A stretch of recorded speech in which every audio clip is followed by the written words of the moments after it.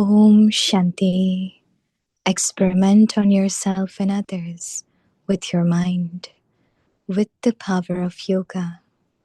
Greater the success in a shorter time. The more you use your body, mind, wealth, and time by serving with the powers of your mind, the greater the success you will achieve in a shorter time. The effort you now have to make on yourself to transform your nature or to move along in the gathering and to stop being disheartened when you don't see that much success in service, that effort will all finish. Om Shanti.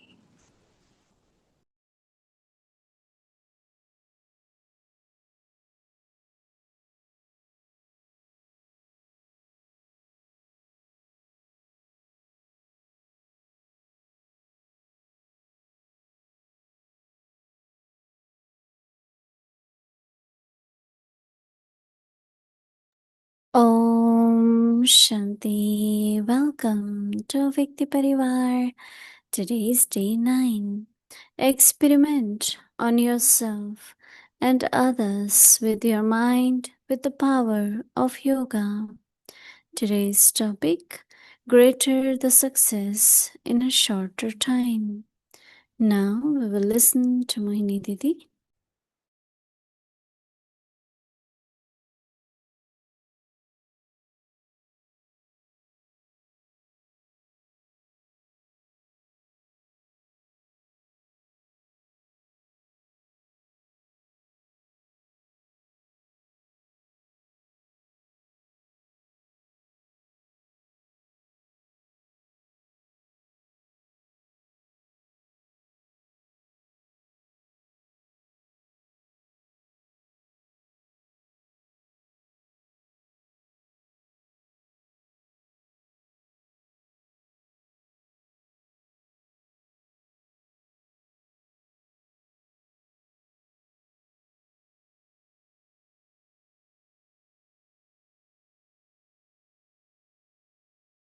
Everyone. Everyone is okay. Remembering our Sadguru Baba. When we say Sadguru Baba, there is difference between father, teacher and Sadguru. There are teachings from father. Teacher also teaches and Sadguru also teaches. Sometimes we try to experience the different relationships with Baba, even in the morning, because they all have love for us. There is little bit difference one feels when Baba is teaching as Baba, in the sense of as mother and father. I think many of us remember what maybe our parents, grandparents said to us. At that time, we might not be aware that these are very valuable teachings, but as we grow up, many of the things I still remember learn from parents, whether it is through their love, it is through what they said, or they set example in front of us. It's long time. Most of you went for your education, school, university, whatever, and you find the way teacher teaches. The teacher also has love for students, but his teachings are different than father's teaching. It's not a question of different knowledge, but the way teacher teaches. Because there will be exam, there will be promotion and advanced study. And then Sadguru Baba teaches, right? Sometimes I feel that, generally when children gets grown up, they are sent for education, school. But our Baba doesn't send us anywhere, right? He said, oh, I will teach you all. That is why when we are in Shantivan, we say it is Baba's home.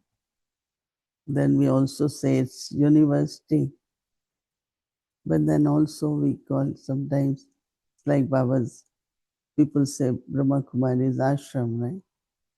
When you come at Ahmedabad airport, so all the vehicles, taxis, and do you want to go to Brahma Kumari's ashram?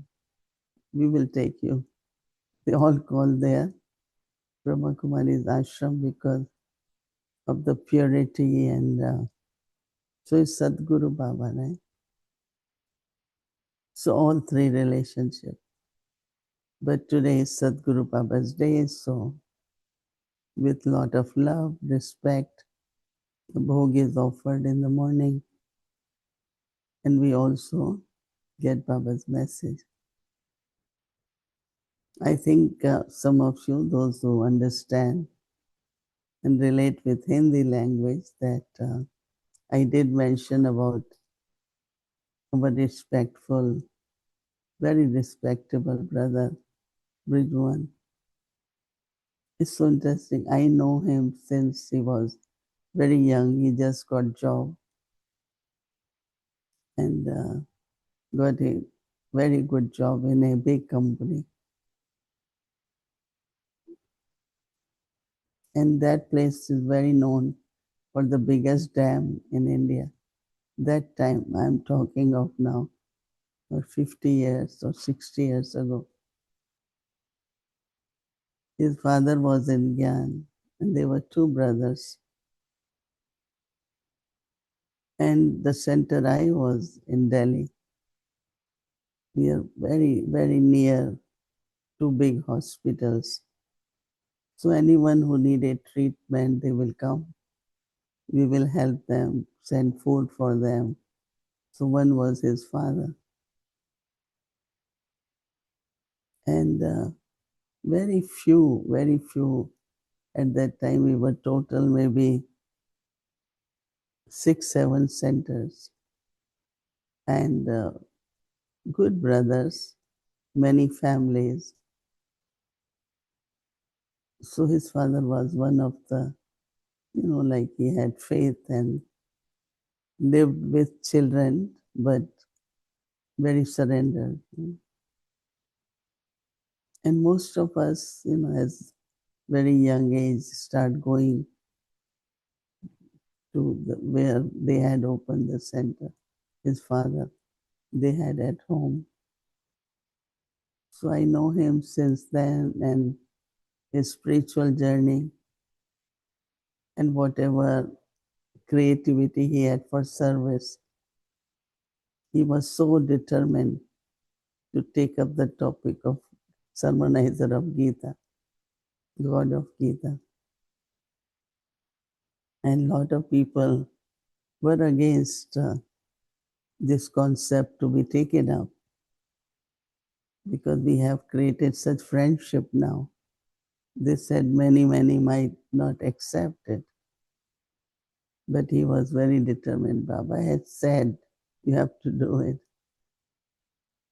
So you all know that he had been serving.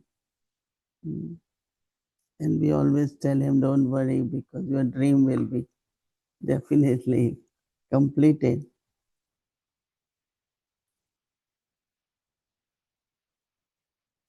So our respects for him, of what he contributed to this yagya, to this big family.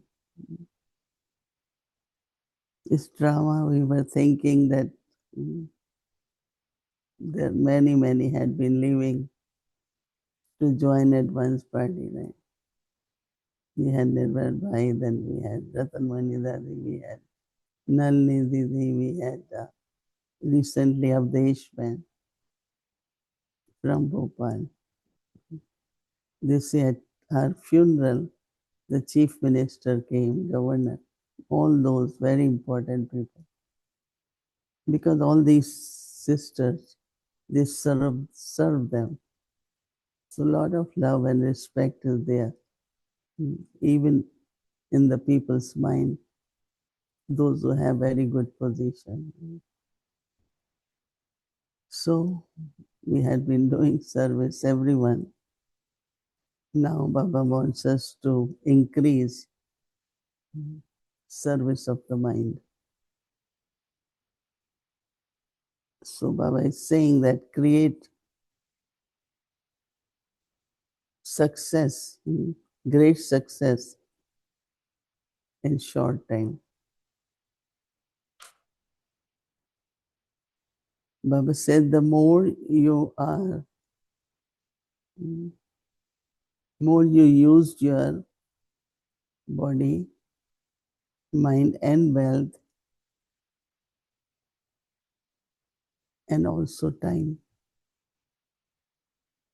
By serving with the power of your mind, the greater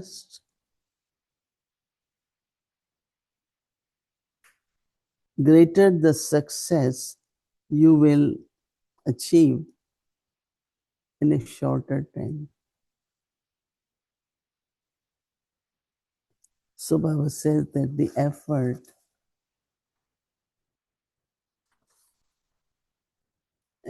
which you now have to make on yourself to transform your nature or to move along in the gathering and to stop being disheartened because of whatever reason. Some are not find it difficult in gathering.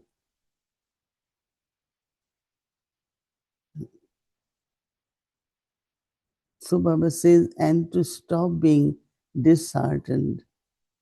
When you don't see that much success in service, all that extra effort you have to make will finish. So that means when you are doing Mansa Seva, whether it is your remembrance, whether your subtle efforts, or because doing through body is karma yoga. But when you do with love, with bhavana, that is through mind. A lot of people do everything with just with thought of love for Baba. In every action they do, you could feel they're not doing because they have to do duty or love for Baba. Each one of us, we are serving, even we say yagya or Brahmin family, but it's Baba's service. Right? We all have surrendered to Baba. We do Baba's service. So deeply within Baba's service, Baba's yagya increases the capacity to serve through the mind. So we have to think why Baba emphasizing more and more on service through the mind. Because if you are serving through mind, Baba said, greater the success is. Including not only you just sit and say, I'm serving through mind. We still have to do our actions, our duties, or whatever we have to do. But pay attention to serving through the thoughts. Om Shanti.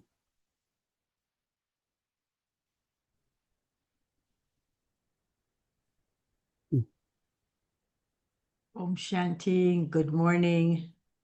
Hello, good morning, Gayatri man. So you are back now after quite a long trip, right? Yeah, I'm back and I'm going to Peru on Friday for their Latin America Integrated Retreat. Yeah. So yeah, I'm just getting over the jet lag to start it all over again. But I suppose that Peru is more or less the same time as the US, so the jet lag wouldn't be that bad.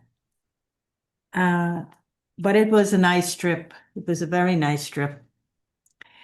Can you say a few words about yourself? Because there are many new members in Avyakti Parivar. Myself, Yeah, why would I say a few words about myself? What just your introduction. Just 2 words, 2 lines. Yeah. Well, I always like to think that I belong to a family and family would know their members.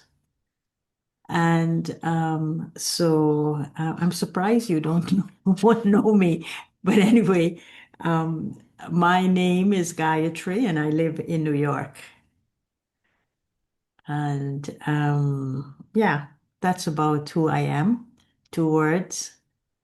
But today's, Where you went to Indonesia, right? yeah, I went to Malaysia, Indonesia, and Japan, the 3 countries, and with Sister Mira in Malaysia, we did a retreat for a national retreat on being a trustee and being trustworthy. And it was a very interesting topic because we took it up at the level of self-trust. And today, actually, I had a follow-up with a few of them, and we continued on the subject of self-trust on Zoom.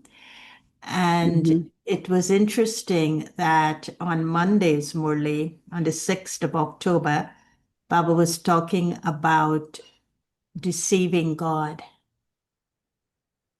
and the relationship between the caution of deceiving God and self-trust. We hear a lot about faith in the self, but very little about self-trust. And so we were talking about that, and Sister Mira was also on the call, and but it was very, very nice. At that time, Lachubai was very, very well. He was at every single session, and he would conduct 3:30 meditation. And then after I left a few weeks, I heard that he kind of got sick again. So also Mansa Seva would be going to him to feel better because he's from the double foreigners, one of the senior brothers. But the service in Malaysia was very good. And then I went to Bali, where we had the call of the time. And it was very interesting in the call of the time in Bali, Indonesia, because there were younger people in the dialogue, and they were some young, very well accomplished individuals from China. And that was very fascinating to see how they were responding to Baba's concepts and how they were receiving it. And then from Bali, I went to Japan, and Sister Rajni is there. But I was very comfortable actually, because with both these sisters, I have a history. So with Sister Mira, she was in Guyana, and then with Sister Rajni, she was in New York. So I wasn't like having to introduce myself to them. I knew them and they knew me. And so in Japan, I realized something. I mean, Japan is a very beautiful country, and Japan is very independent. You were on the streets and you were seeing Subaru, Mitsubishi, Suzuki, Lexus, Toyota, and Honda. And then you realize all these cars that are in the US are actually made in Japan, and you're seeing them in Japan, and you're not seeing too many foreign cars, it says a lot for the country. And the when I arrived, I went to see Mount Fuji, which is a volcanic mountain. And it was the completion of our volcanic month of yoga. And so I said it was very appropriate for me to visit Mount Fuji at the concluding of our volcanic yoga, because that is a significant volcano in the world.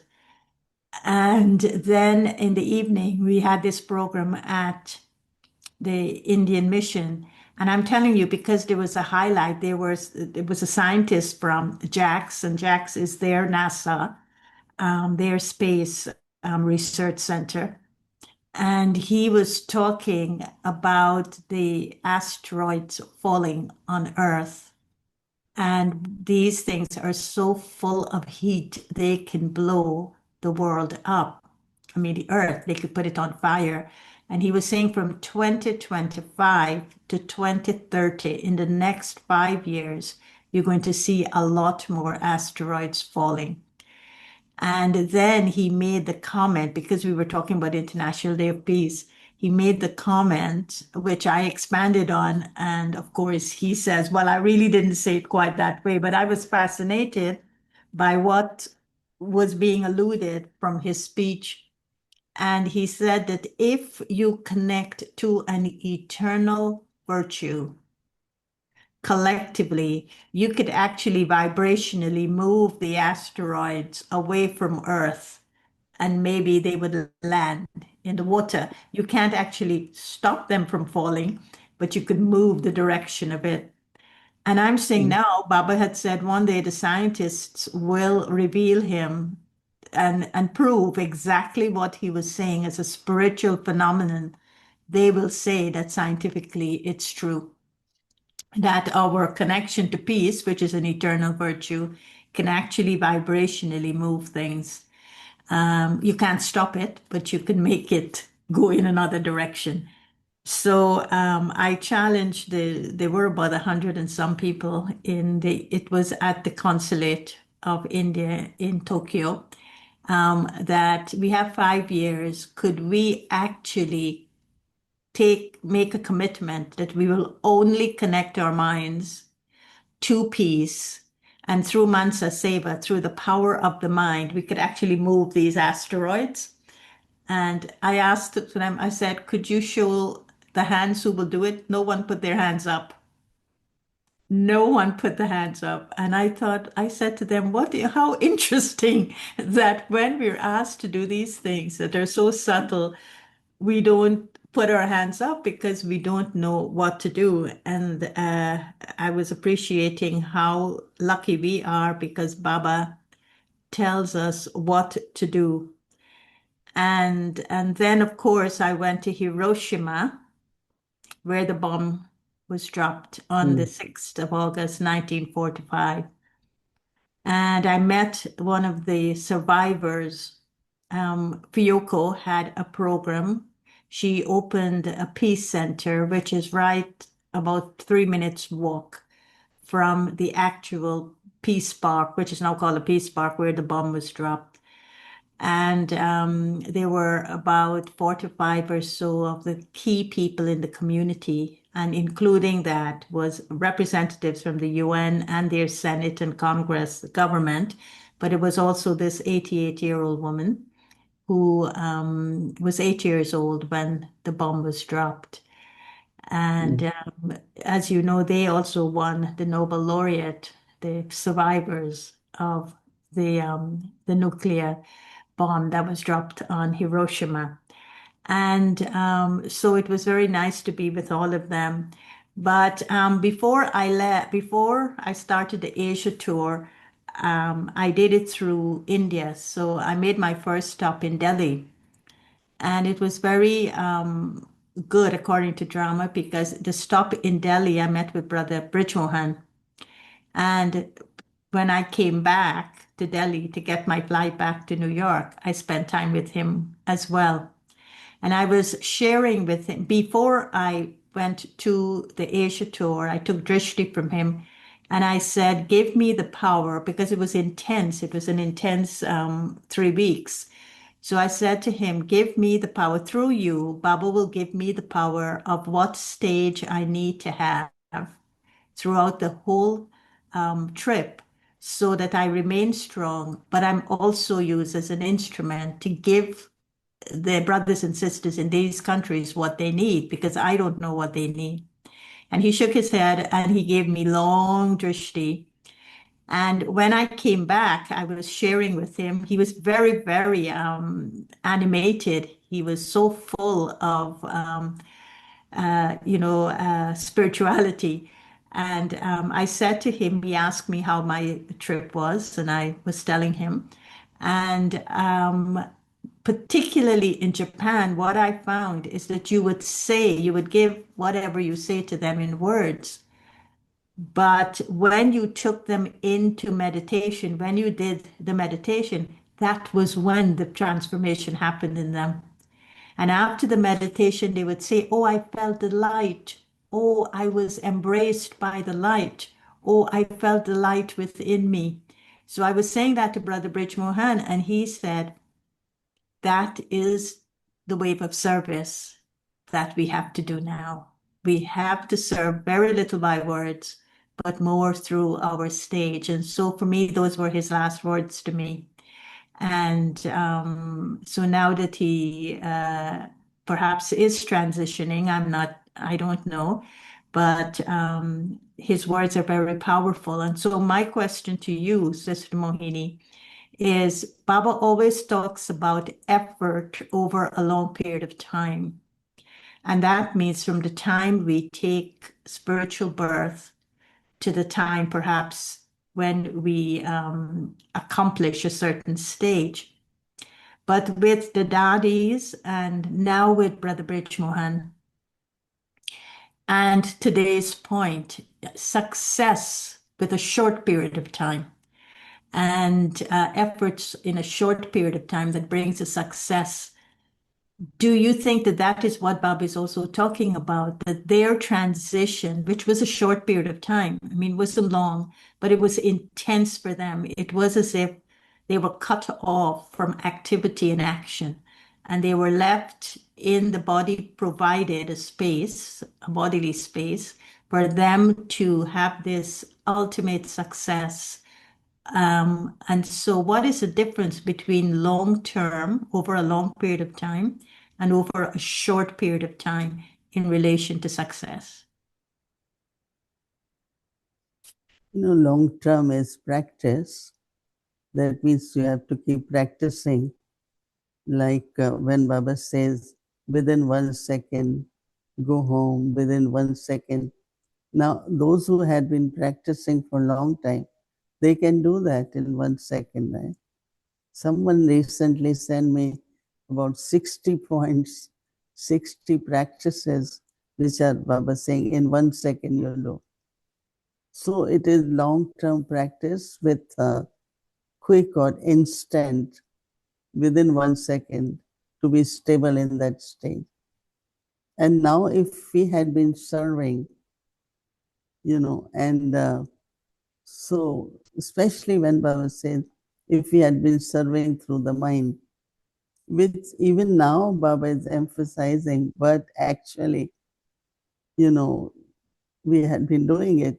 Some of us always had a hobby to be more in yoga, have a subtle understanding, keep creating our subtle stage.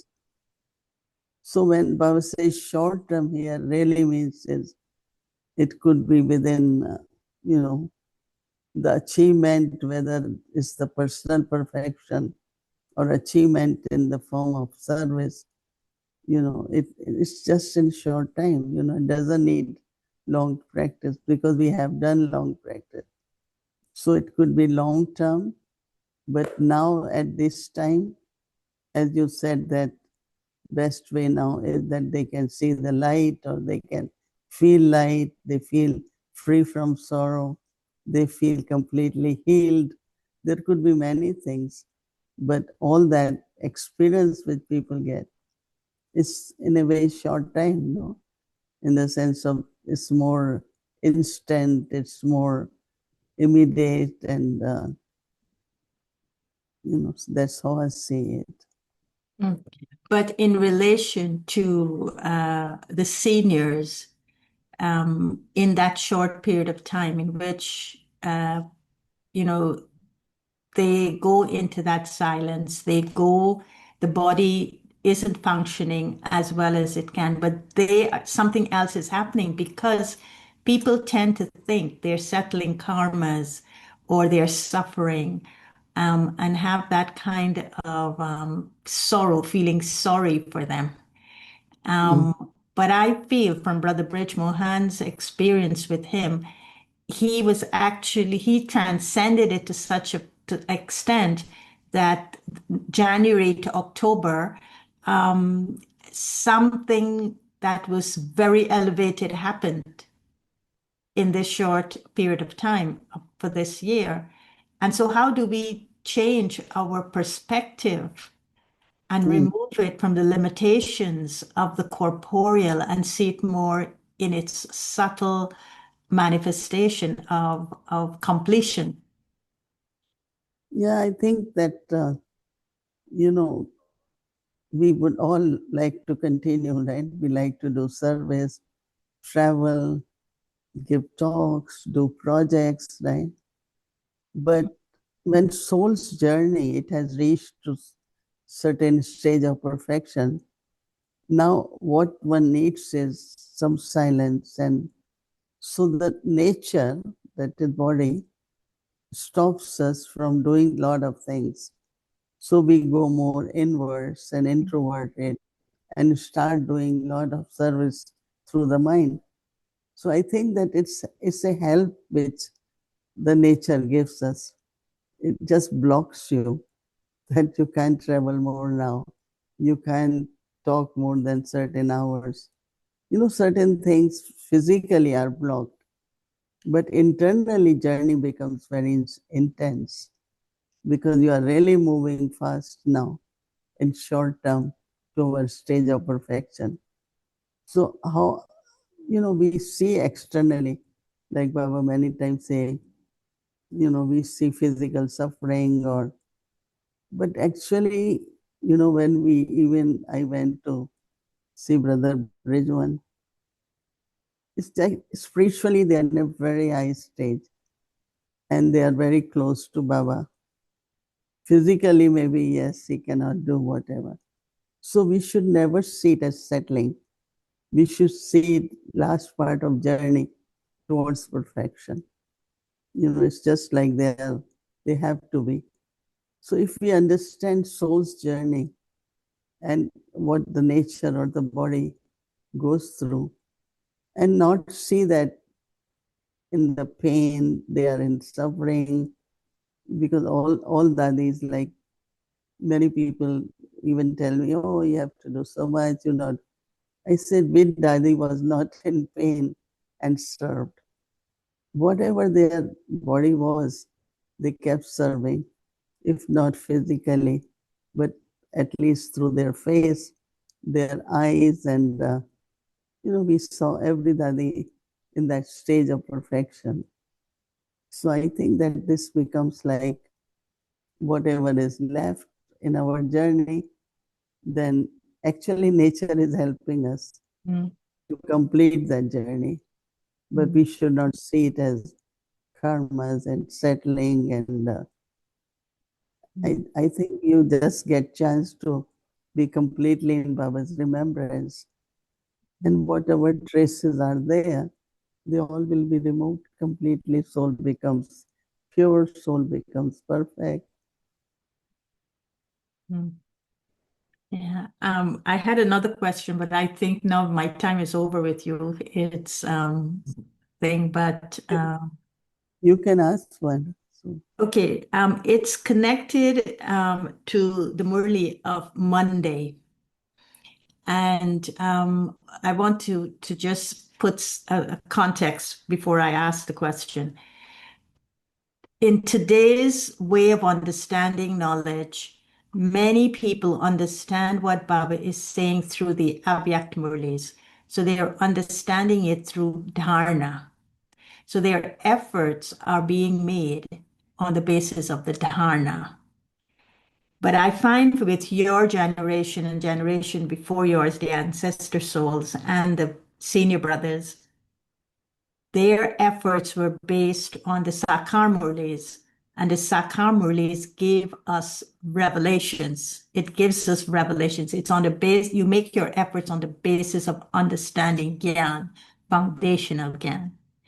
So the world, if you look at what's happening in the world now, and even before, people say that conflict begins with religion. You know, that the seed of religion is conflict. And what we're seeing in the world now is basically brothers fighting brothers because of a conflict within the religion to begin with. But on the 6th of October, Baba made a very interesting comment, and I when I read it, I had to read it a few times. And that is, he talked about the undivided kingdom. He talked about the unity in the kingdom, and I'll read it to you. He says, "You become the double-crowned masters of the world. At that time, there is no other religion. All other religions come later on." And this is what he went on to say.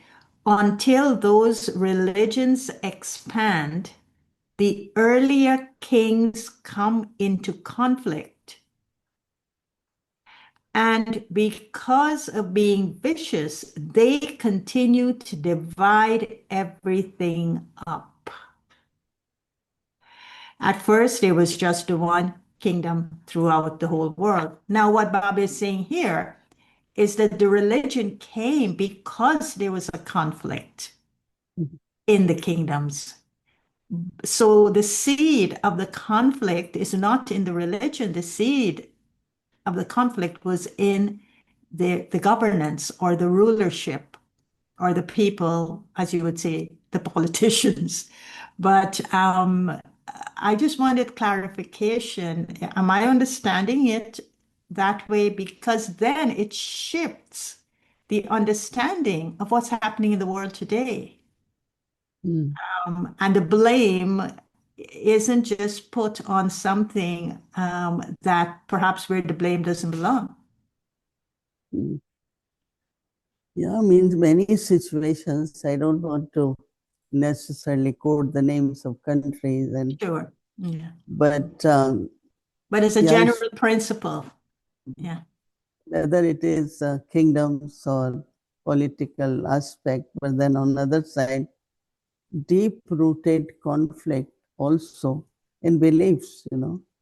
I can call it religion, but very deep conflict. If you see, even in our country until now, if there are two religions or different, so there is, I don't know from where it comes, but there is a lot of feelings of